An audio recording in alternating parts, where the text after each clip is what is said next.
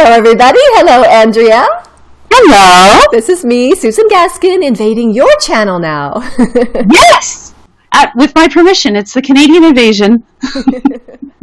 We were chatting recently, and you were telling me about some very exciting things that you were involved with. First of all, you said you were going to be part of a protest, and I've known you for quite some time, and I've never known you to be a protesting kind of gal, whatever that means. So I'd love to hear about why you decided to do a protest, and then, of course, I'd love to hear what happened at this protest. Yes, and I'd be happy to tell you. So welcome everybody to my channel again, and I know normally I keep these videos really short, that's my goal, but this one may run a little bit longer because we have to tell you the story of what happened during the protest. So yes, Susan, it is not my normal style to go out and protest like a picket line.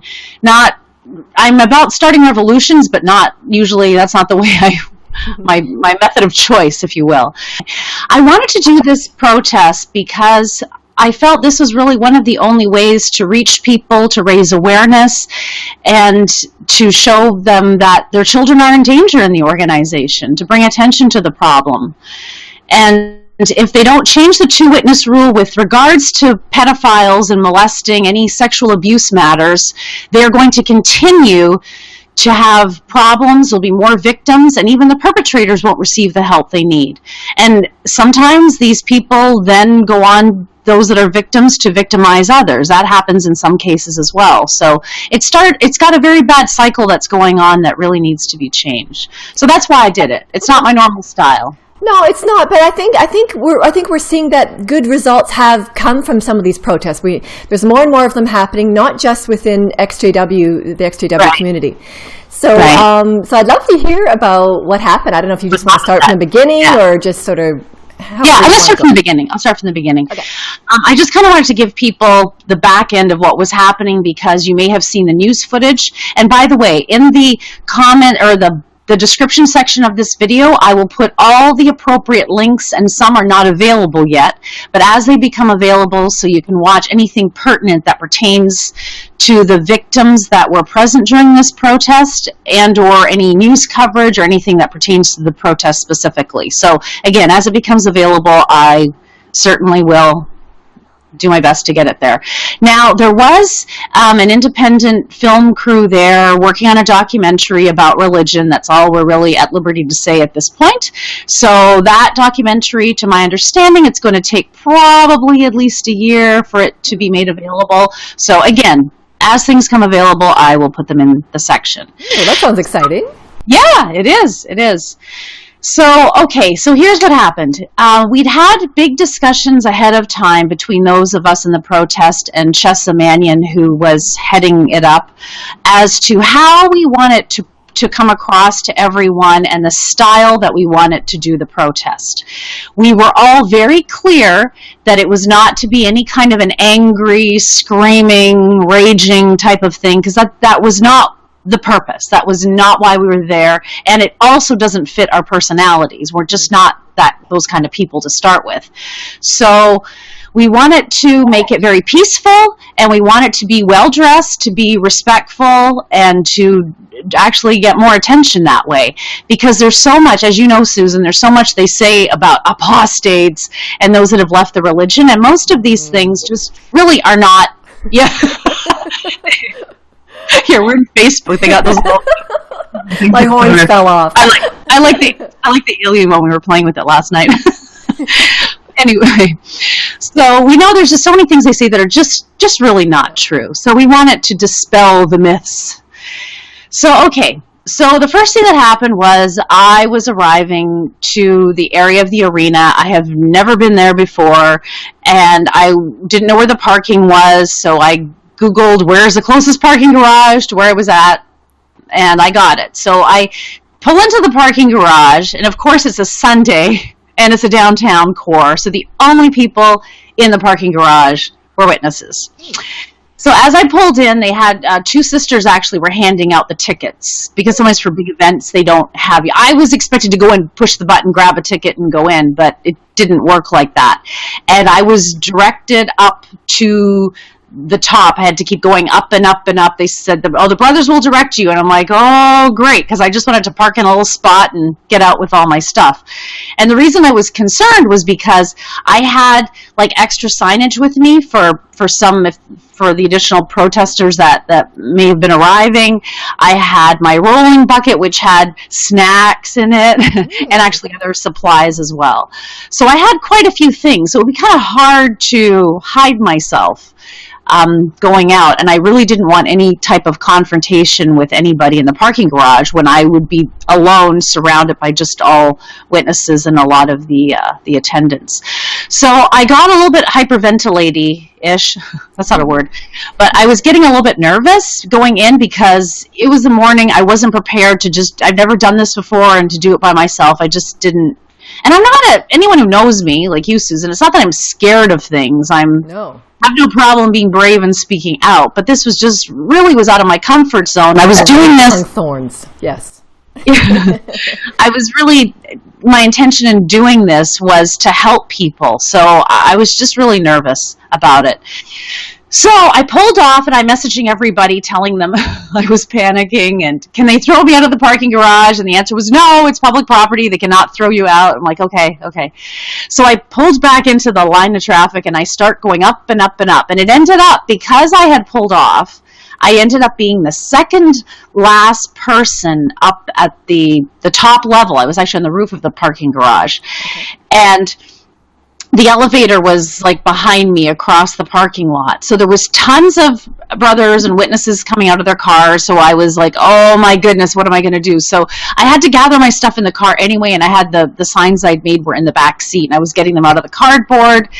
And then, so by the time that happened, because the parking garage was full on the top level, they all moved down a level. And suddenly it all cleared out. Like everyone that was in their cars had left. So I ended up having a straight shot to the elevator, and I only went down with one couple, but they didn't really even see my thing, so it didn't even matter. So I went from being completely panicking to it was smooth sailing. So the reason I wanted to bring that up, because not only was it just kind of funny, the whole thing, but it was interesting because people would say, oh, that would be divine direction. Like if it somehow flipped around, that would have been divine direction. Yes. So now they're going to say, oh, Satan was helping you. And I'm thinking, really? Satan was directing the traffic at the parking garage with all the witnesses there? So he's more powerful than Jehovah? So I just wanted to bring that up because it just shows the irrational thinking on it. That it does. It's Jehovah's son, so sometimes they might collaborate. I know. I was messaging the group about that. We were actually giggling about it. So anyway, okay. So then I go downstairs, go to the main level, and I went to the spot we were supposed to meet outside a restaurant. I was sitting on a bench. I was trying to discreetly have my signs and things beside me, and I had one of the signs I had made up that was, to me, probably one of the most important ones to me was, "We love you unconditionally." That's not usually a sign you see at a protest. No. So I had that one sitting in front, but my bigger one, the yellow one, was abuse, call police first. And that was behind that sign. So all you could see sticking up was abuse with a question mark. So there was a woman who was homeless that saw it and came over to me very quietly and said, I saw your sign there. I see that word. She said, I really need to talk to somebody. I'll talk to you later. So I told her why we were there, what we were doing, and she was very happy about it. And then she said, I need to talk to someone. So that's another story. So the woman who approached you, was she an XJW? No, she wasn't. She was a homeless woman who was just on the street. She actually wasn't homeless. That's all part of the whole story, which I can't get into. But so now I have something else to help out. I still haven't had a chance yet to make some phone calls, but there's some other issues going on and she said to me, God told me you were going to help me. And I'm like, okay, then I guess I'm on the hook for helping more people. So anyway, that's a separate issue. So I just found it interesting, and I was able to have a good conversation with her. And I guess the brothers had invited her in, and she goes, I'm not going in there now. And I said, well, you're okay. I said, you're not a child. No one's going to abuse you or assault you. I said, this is, concerning children. So, but anyway, she still didn't want to go in. So that was her choice. Oh, good. Yeah. Okay, so then I ended up being the first person there. So then Mark and Kimmy O'Donnell arrived, also known as John and Jane Redwood. Those are the pseudonyms they've used before in the XGW community. So they arrived. And they've outed themselves before. Yes, they're out. Yes, I am not outing them. Right, I was given permission. Oh, good Lord. I'm so careful with that. I know, just in case somebody thinks you did. Yes, you outed them. No, I did not out them. They're out. Okay. Good. So anyway, we were meeting up with a documentary crew, and then we were trying to find somewhere to stand. So we went in front of the arena.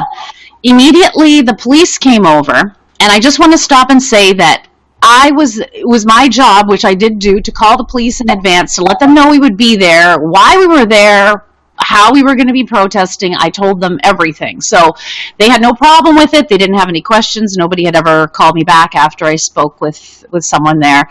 So they knew we were going to be there. So we did let them know again, that we'd told them, but they didn't want us standing right in front. Technically, we could have, because we were not blocking the sidewalk and we were not on private property, but they felt it was there, and, we're not going to argue with them. The police were very helpful. In fact, the one officer was even trying to find me, because it was really getting hot, and it was sunny and getting really hot, and he was trying to find me a shady spot across the street. So that was really sweet. And then also we weren't to lean, because at one point when we were across the street, I was sort of leaning on a lamppost a little bit, holding a sign or stabilizing it. And he came by and he goes, "You're touching it, you're touching it, you're touching it." It was actually very funny. So that was... Anyway, so they were very nice. They were very helpful and accommodating. And they were very neutral. I just want to say to any witnesses listening to this, because we know you are, they were very neutral. They weren't like picking sides of anything. They were just simply doing their job. They did, and they were good at it. So, yeah. So it was no problem. So they wanted us to move, so we ended up going across the street. So the film crew was doing their thing, and we were... Oops. Sorry. So we went across the street, and the film crew was doing their thing. And so as people were walking by, some of the things like that Mark would say was look at the court documents for the child abuse cases. They're not apostate websites, like things like that, like telling them you can look at court documents. So one brother and his family went by, and I'm pretty positive he was an elder. He's like, "You could... well, go be a Catholic, or go to the Catholic Church or something." And we're like, "Are you not hearing what we're saying? You've got pedophiles in your organization. This is why we're here. We're not here about your beliefs or about a religion. We're here because children are still in danger, and you need to do something about it." Like, we didn't say that, but it was obvious from what our signs were saying and everything, Yeah. So I thought, yeah, and then especially with Pennsylvania, what's going on with the Catholic Church, that was also another ironic thing with all the big exposure going on in that grand jury. So that's a whole other thing, which I can put links to that in the video so people can read that. So anyway, across the street, the elders were snapping pictures of us. So I smiled and waved, and I made sure I held up the "We love you unconditionally" sign. Hopefully somebody will take note of that. Yeah. Yeah. So we're snapping pictures. That was interesting. So in the morning, initially, there were 5 of us that were there protesting. And it was interesting. So we were in like different spots. Like we were across the street at that point. And then, so people were coming by, and people were pretty much ignoring us, but you could tell they were looking at the signs. And some people would say hi if we said hello to them. So that was interesting. Then as the morning progressed, of course, the session started, and then the news media arrived. Chessa did...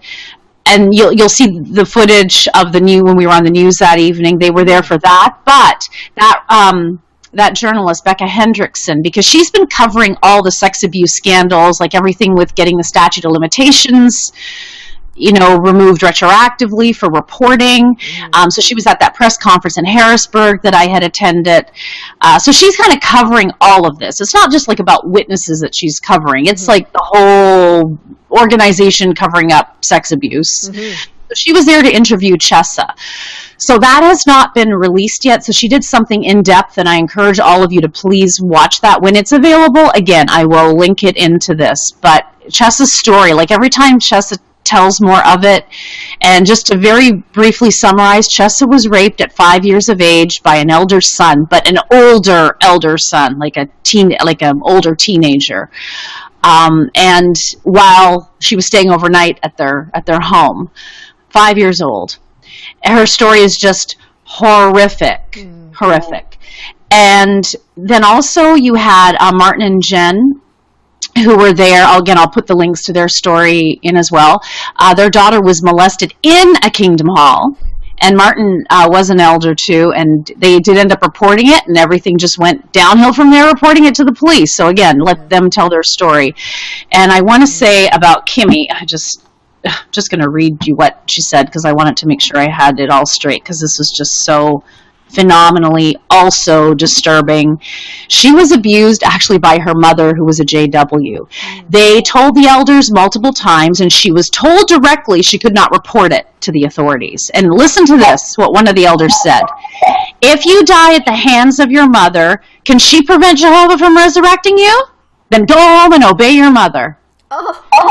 So so this was physical, mental, and sexual abuse as well from her and her siblings. They never got any practical help. Even her father was being abused by this mother for years, and she even tried to murder him 12 years ago. The mother tried to murder the husband 12 years ago, and she's still allowed to be around elderly and children, even though she clearly has issues, to say the least. So just understand that these are the protesters that you have there. You have, like, I'm probably, was the only one who wasn't a victim. I guess, well, Mark wasn't. But well, a victim, not a sexual. Yes, we are victims in other ways, like the whole shunning in other ways, yes, but the sexual part. So this is who you have there. These are people that are like first-hand victims like that. And it happened to them. By the organization, by their callous. Further victimized, very callous, and that's the part I want to get into. So apparently on the inside, because there are a number of people that are still identifying as Jehovah's Witnesses, that are still at conventions, going to meetings, that we have the term for them, PIMO, PIMO, physically in, mentally out. And some were messaging, and I guess they announced not to go out at lunchtime.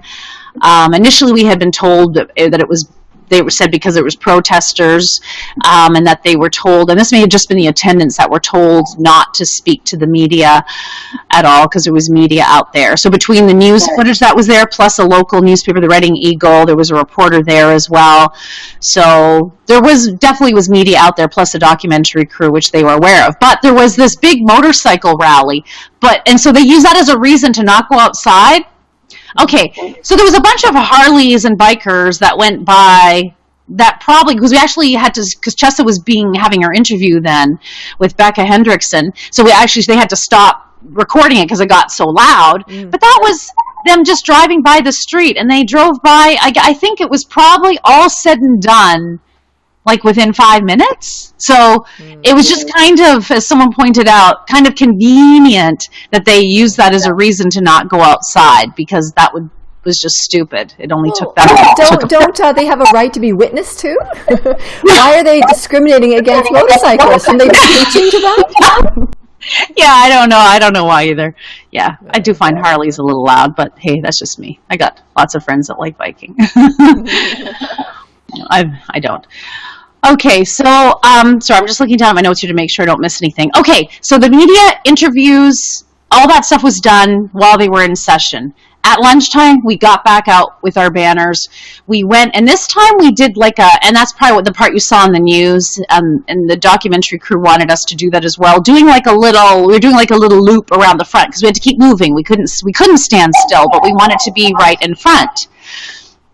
So we were holding up the signs, and then and it was funny, the director, the producer for the documentary, he was trying to help us protest, because none of us had done it before. I didn't want to keep talking over the people the victims that were telling their stories as they were going in the loop. Like, they were just saying quick little snippets of things, of telling their story of what happened. I was raped, this, that, like just saying what happened to them. So there was that.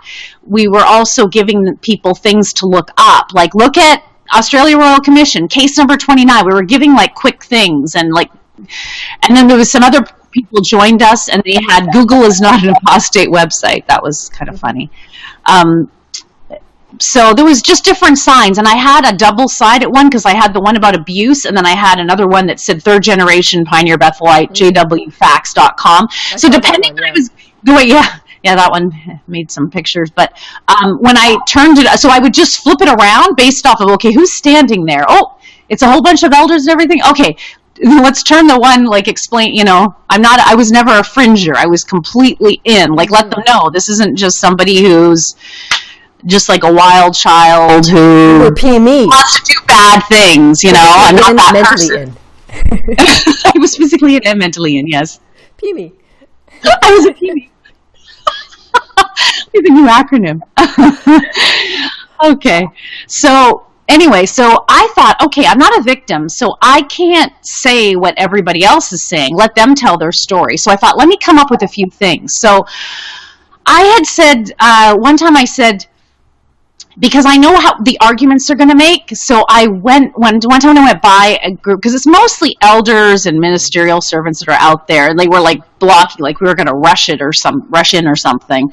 So I said, we are not angry. We love you. We want the children to be safe. Do the right thing, like good. Things like that. And then I also said, oh, this is horrible. Chessa, when she was on the radio, the 6 screens the night before, had a woman called in and said that her and her brother were raped at 4 and 6 years of age by their older cousin. Who was much older, I guess, and he had moved up to this area that was in Tennessee, and I mean, she gave his name and everything on that. So she said he's going to be at that convention. Oh. So wow. I went by one of the brothers, and I very abbreviated the story to say it. In there, right now, you've got somebody who raped his 4 and 6-year-old cousin, and he's in there. I said, watch your children and your grandchildren, because he was a little bit. I figured, and he looked so upset, like he wanted to look at me, but he, of course, he didn't. And so I said that to a few of them, and they kind of looked a bit shocked. And then a lot of them, and this is what, I wanted to bring this up. This is part of why I wanted to do the video. There were some, you had every kind of reaction there. You had some that were so angry. Like, I felt like if they were allowed to punch us, they would. Like, I really got that. And I'm just saying that was just a couple of them, but they had this, like, anger, violence in them, in their energy. Again, that was just a couple of them. That wasn't the majority. Maybe most of them were molesters, though. There are a lot of molesters there. Yeah. There are people who are I don't know. They just get, they get mad about anybody speaking up, and it, true. And then women out there too, not just men. So that's a whole other story. So anyway, what I was struck by, which was really no surprise, I just thought of it more later, was how some of them were laughing. Oh. And that made me so mad. And here I am with victims that are visibly breaking down as we're doing this. And I'm trying to be strong and comfort them. And I wanted to go blast a couple of them and say, this isn't funny. You have people, raped and molested. Like, you have people right here that were treated so badly and nothing was handled. And those people got away with it, except in the case of Martin and Jen, that individual is within the legal system now being dealt with. But other than that, these people got away with it. And are still out there, are very likely doing things because that's the MO. That's what happens. So I was like disgusted with them. It is disgusting. And the callousness, the coldness. And like I said to a friend of mine, one of my friends who's not a witness, never has been, she was asking me about the protest. So I was telling her the whole thing. And I said, Karen, and by the way, she wants to, if I do it again next year, she wants to join it, which is interesting that these non-witnesses, someone else approached me that they want to come next year. Again, very lovely people that are just love kids and are concerned. I said to Karen, okay, Karen, if I had said that to you about this rapist being in there, what would you do? She goes, I'd grab my kids and get out of there. I go, yeah. I go, and say Matt, her husband, say he was an elder. What would you expect him to do if I was there in front and walking around and saying that about that person? She said, well, he should get the name of the person and find out as much as you can and do an investigation to see what's happened and if they can do something. So not one of those elders, not one of the people asked anything or pulled us aside and said, hey, that's of concern. We'd like to investigate. Can you give us information? And you understand, any of you watching or witnesses, you don't understand how freakish this behavior is. This is not normal. This is horrific and callous and cold. You don't do this. Every normal, loving human being who's rational would be like, hey, who is it? What is it? You don't just assume, oh, it's just a bunch of garbage or it's lies made up or something. You look into it. Kids are in danger. It's just sick. But it is their mentality, and it's the whole cult concept, the whole idea that Jehovah will bring it out, Jehovah will look after it, and even if you die, like what they said to Kim earlier, that even if you die, you'll be resurrected. I mean, what a callous thing to say, and yet it is what they believe. It's sickening, and that's why you only realize it when you leave. When you take a step back and you realize I know about all the pedophiles, and I know about that there were a few active pedophiles in my congregation, and there were wife beaters, and some of them were ministerial servants, and I didn't think a lot of it at the time, and now I take a step back and go, man, why didn't I say something? It's because of this mental attitude. I know, but it's important, and that's why sometimes shocking people. So what we did is that there weren't too many people coming out the front. It seemed there was a lull, so we walked around the building, because there was another entrance. So we walked around and there was some engagement of conversation with a few people. Like Jen was able to tell one sister that her daughter was molested in the Kingdom Hall. And the sister was like just completely stunned, because who wouldn't be, right? But actually, Susan, you and I know somebody that happened to in Canada. We know what we're talking about. She's part of the class action suit. So we know. And we've heard, and you and I have seen other posts from people where they were abused, either them or their children, in the Kingdom Hall. Yeah. So don't think it doesn't happen, people. It does, because we already know personally 2 people, and then we've had others that we know are telling the truth, or some that went to court, actually, that it was acknowledged. This one's in England, too.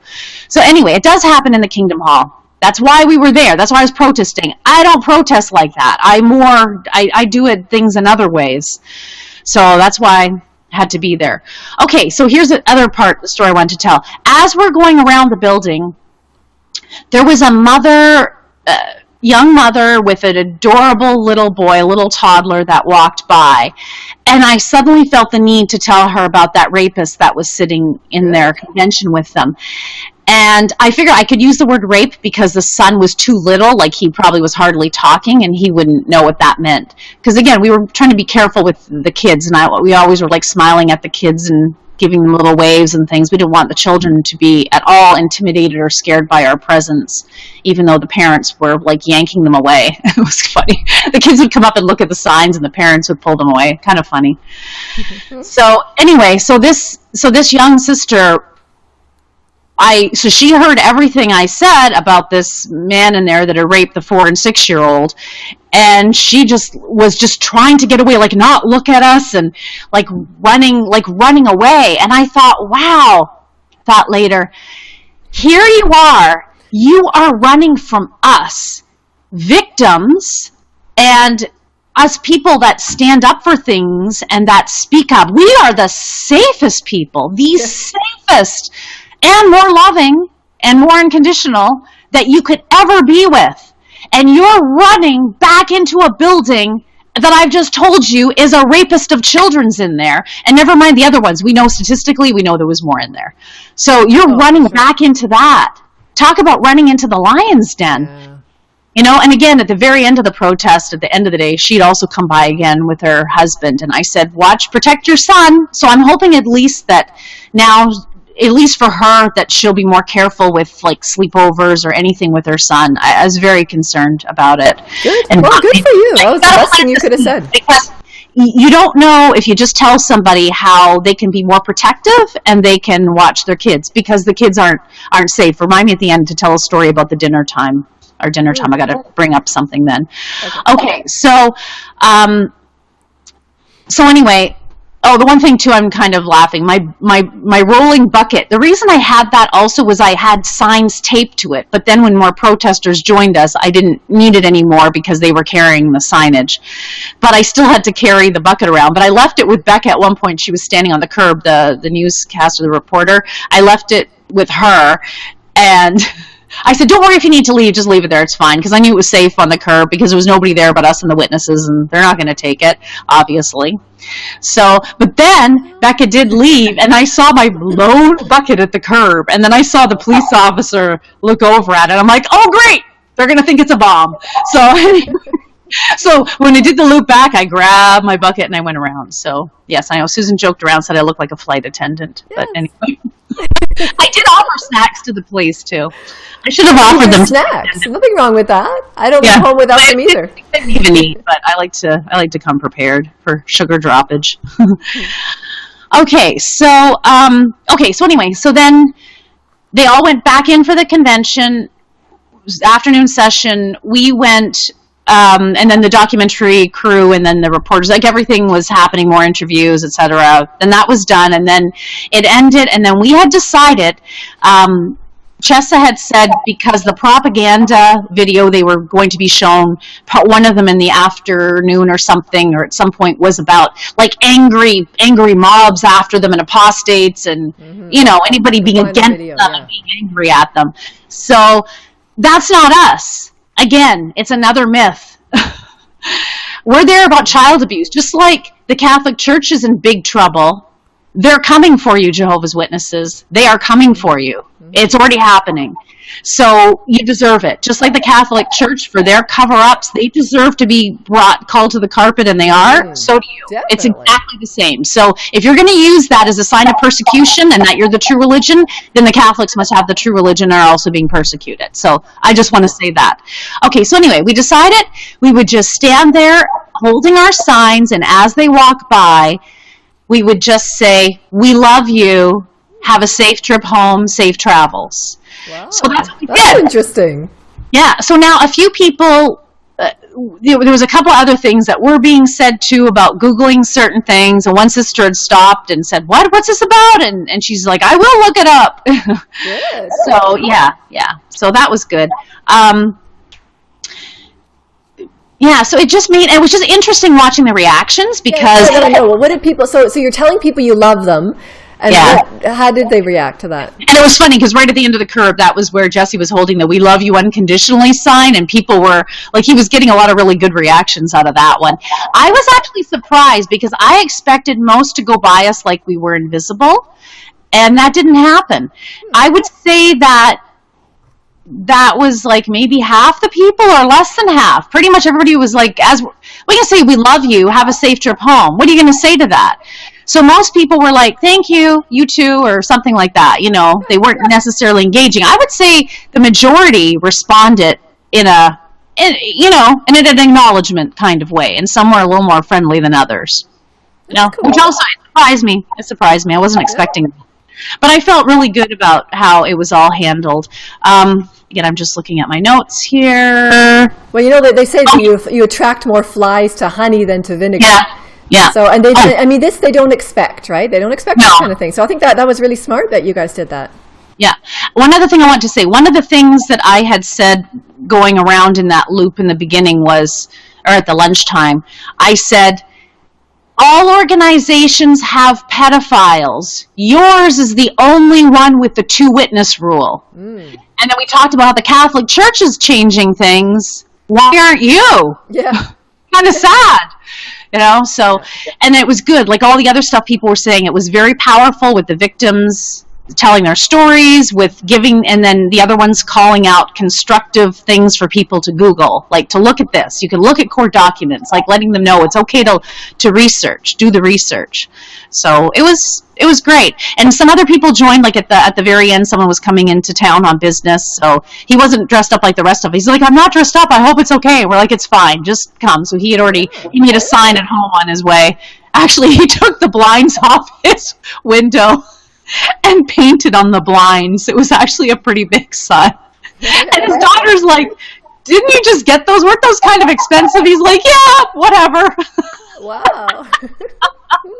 So he has no blinds in his house now. I don't know why that struck me funny. Okay, so anyway, so that was it. We left. We decided to go have a well-earned dinner. Oh, wait a second. I'm supposed to remind you about the dinner. Oh, yes. Oh, yes, that's right. Okay. The dinner. So what happened at the dinner? Okay. So we met at this place, this nice little restaurant, like a brew pub kind of place. And I forgot, it was called Monk's something. I kind of forgot the name of it. But anyway, it was funny because I opened up the menu, and the first thing I see, I'm sitting beside Chessa. I'm like, oh my goodness, Chessa, look at this. And it was a bunker panini. I don't even know why they were calling it a bunker. I have no idea. We could not stop laughing, and Chessa said, I have to order that. And then one of the, I don't drink beer, but so one of the beers on tap that they made was called Revelation. So a couple people have to order that. So anyway, so there was a lot of, humor during that. So we had a really good debrief and kind of got to talk a bit more about what happened.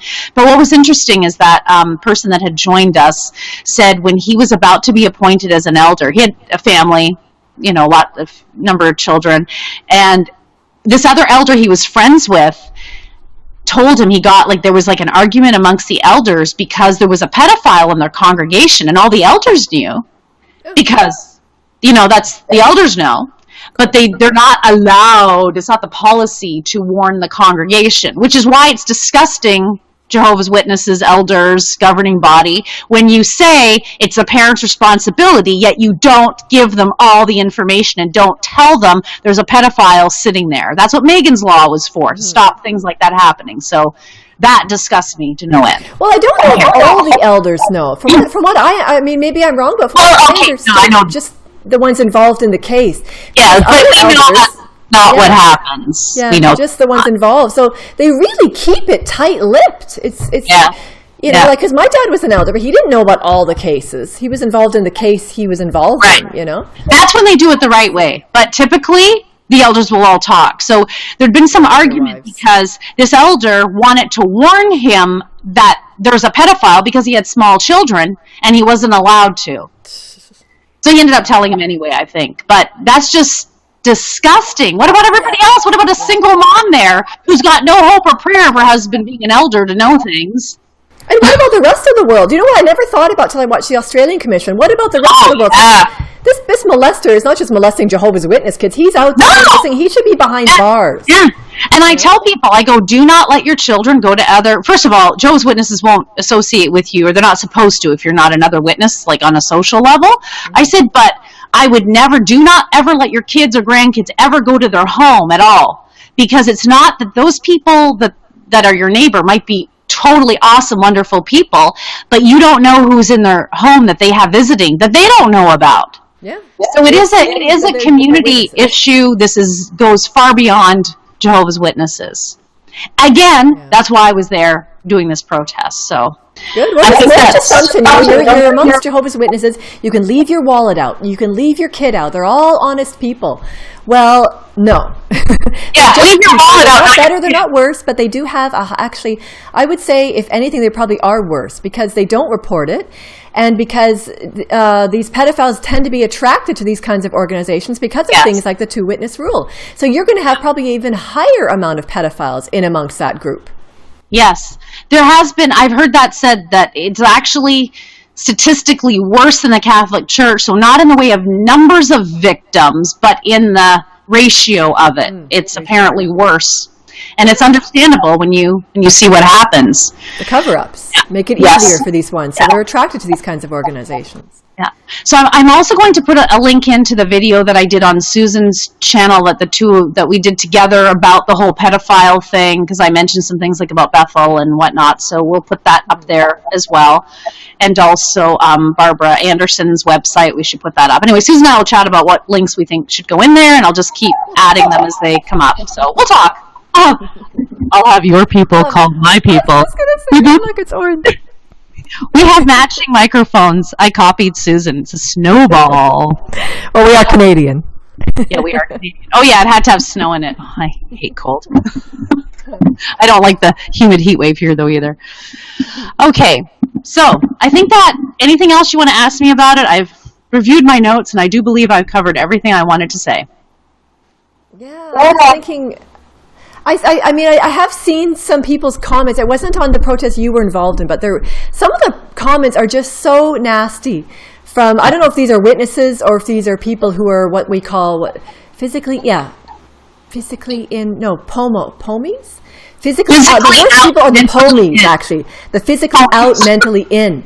People like that. Those are the worst people that comment on my videos. But some of the comments were so nasty about it was about the London protest. Yeah, and that one was great. In fact, great. The only incident was the protesters had to call the security because, you remember that story? Because the witness guy went up to the victim and is saying, why this happened so long ago? Why don't you just move on? And he was really upsetting the victim and chewing her out for saying anything to the victim. And so they ended up... So I think it was Louise. She went and got somebody went and got security and said, we need you to please remove him. So here's an irony. They had to remove a witness. Well, everybody has rights, right? I mean, Jehovah's Witnesses fought for their rights to do this. They've done protests of their own. And of course, we all know what Jesus did, going right into the temple and flipping over tables. I mean, none of you, I'm assuming, walked into the assembly and flipped over the contribution boxes, but Jesus did that. No, I have no desire. Following his example, you know. But of course, it was a peaceful protest that you guys did. I think it was fantastic what you did. Yeah, and us calling out things that wasn't for the most part. The most part, we were just standing there silently with the signs or just saying little things as people would go by. Yeah. So we'll see what happens. You never know. No? So do you think you'll ever be involved in another protest? If they don't change the 2-witness rule, I feel I have to. And like I said, I've got 2 friends that have nothing to do with the religion that they want to join. In fact, one of them said, I wish I knew you were doing that. I would have gone with you. I'm like, well, doggone it. She missed my Facebook post. That's cool. Yeah, because people feel very strongly about this, you know, and it's not just people with children. Like I said, one of my friends has kids that wants to join, the other one doesn't, but she's very protective of children. So that's what I'm concerned about. Oh, yeah, that's something I want to make clear. Thank you. That this isn't about beliefs. We couldn't care less what people believe. I think I can speak for most of us at the protest there. Yeah. But when it's a belief that causes danger to individuals in some way, that is a big problem. Mm-hmm. The shunnings, that's another issue I'm very much against. That's led to suicides and all kinds of awful things happening. And the blood policy, that's another issue. I think people really need to look at like the science behind that and what's allowed by conscience now. By the time you add it all up, it's pretty much like having a blood transfusion. But again, there's websites that are set up that have all like the science, like all the actual facts and data, which, you know, I'm not going to say because I don't know it. So look at the website. It's happening with the Mormon faith too. It's happening, of course, with Scientology. Yes. You know, a lot of people are becoming more and more outspoken, and because of social media and because people aren't going to take this anymore. It's not right what's happened, and now the victims have a voice.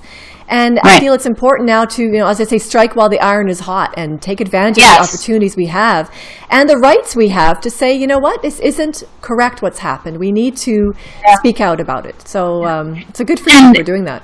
Yeah, and we're calling upon all the elders, because the women, apparently, I still think the women should speak up, but that's a tougher situation in that organization. But the elders need to speak up because they will hang you out to dry at some point.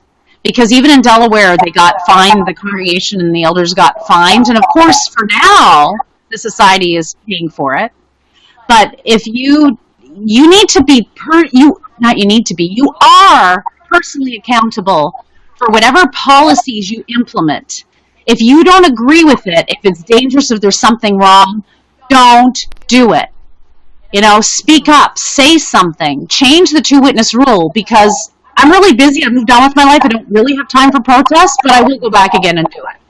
That reminds me. Didn't you say that so the people who are within the organization who see things that aren't right, they could contact us or contact Mark? Didn't you have something to say about that? Yeah, there's all kinds of people on the inside that have been leaking different documents. That's why you'll see with the ex-witness or non-witness sites, they'll have everything ahead of time, because there's people on the inside that know what's going on and want there to be change, so they're leaking out certain things. So if anybody has the information, just get in touch with us and we'll hook you up with who needs to have it. Good, yeah, because it's all about, as the Bible says, each will render an account. It's not, you can't hide behind the organization and say, well, it's Jehovah's organization, we're just doing what we were told. At the end of the day, you have a conscience, do the right thing. You see children being abused, you see them not being warned about it, and then it's like someone standing on a road and a car is coming, and you're being told, I can't warn that person that they're going to get run over by that car. I mean, it's just a matter of time before a child and a pedophile are put together that something's going to happen. Oh, it happens a lot. So if you see things happening in the congregation, by all means, contact either you or me, or Mark O'Donnell. By all means, say something, because it's really a public safety issue, is what it amounts to. It is. Okay. Yeah. Yeah. I guess that's it for today. Yeah, okay. Well, thank you. Thank you for inviting me onto your channel. It's always a pleasure to chat with you. Okay. Thanks, everybody, for tuning in. And again, we'll get back to the shorter, brief videos. I apologize. I haven't been around for a while, but that'll change. Okay.